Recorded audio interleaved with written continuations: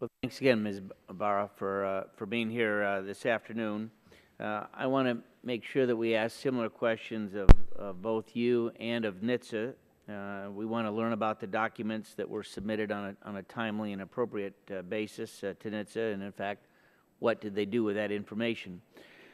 The documents that we've looked at, has produced, show that GM received complaints about its cobalt ignition switches for about 2 years that ultimately resulted in a redesigned ignition switch in 2006. Who within GM would have known about those specific complaints? What was the process back then? I was not a part of that organization at the time. That's why I'm doing the investigation to understand that.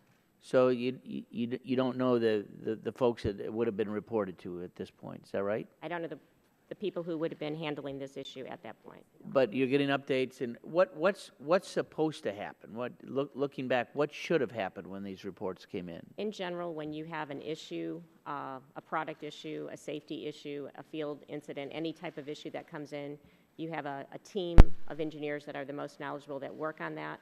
If they see there is an issue, they elevate it to a cross-functional team that looks at it, and then it goes to a group for decision. Now, we know that the ignition switch was in fact redesigned because it didn't meet the specs that were there. Is that right? Yes. Now, I would guess that Engineering 101 would normally require that when you assign a new part or replace a new part or replace a part with a new part, that newly redesigned part, in fact, should have a different number on it. Is that right? That is correct. So that didn't happen, right? Did not happen. That's correct. Who within GM made the decision to move forward with that redesigned switch without a new part number? Do you know who that is? I do not know the name of the individual. Are you going to be able to find that out for us? Yes, I will. And will you give that name to our committee? I can provide that. Who is it? Is it likely that same person was the one that decided not to recall the defective version? Where in the timeline is that? I don't know, but that is part of the investigation that we're doing. Do you know when it was that it was discovered? What year? Where in the timeline that it was discovered that in fact a new part number was not assigned? I became aware of that after we did the recall and the timeline was put together. So that was just in the last month or so, is that right? That's when I became aware.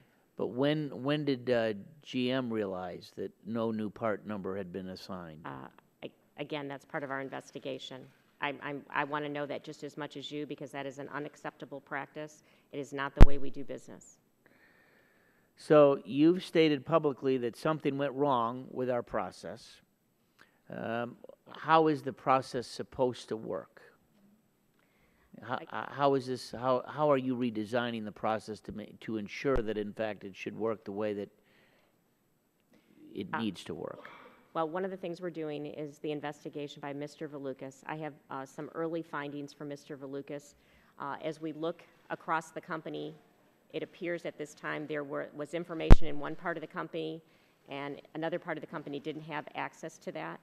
At times they didn't share information just by course of process, or they didn't recognize that the information would be valuable to another area of the company.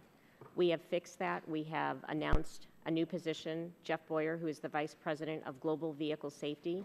All of this will report to him. He will have additional staff and will have the ability to cut across the organization, and will also have the right functional leadership that understands what's going on in the different areas. So that's a fix we've already made.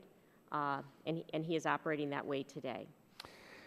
So when GM received complaints about the ignition switches for a number of years, ended up resulting in the redesigned ignition switch in '06, when was it that anyone linked up the ignition switch problems to look at the cobalt's airbags not deploying? Was that at about the same time? Was that later? What's the timeline on that?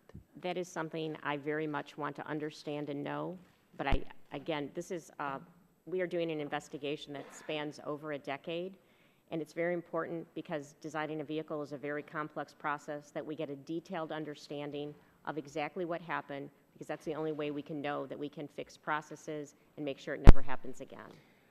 When was it that GM informed NHTSA that in fact a redesign, did in fact GM inform NHTSA that the ignition switch had been redesigned? I don't know that. I yield back.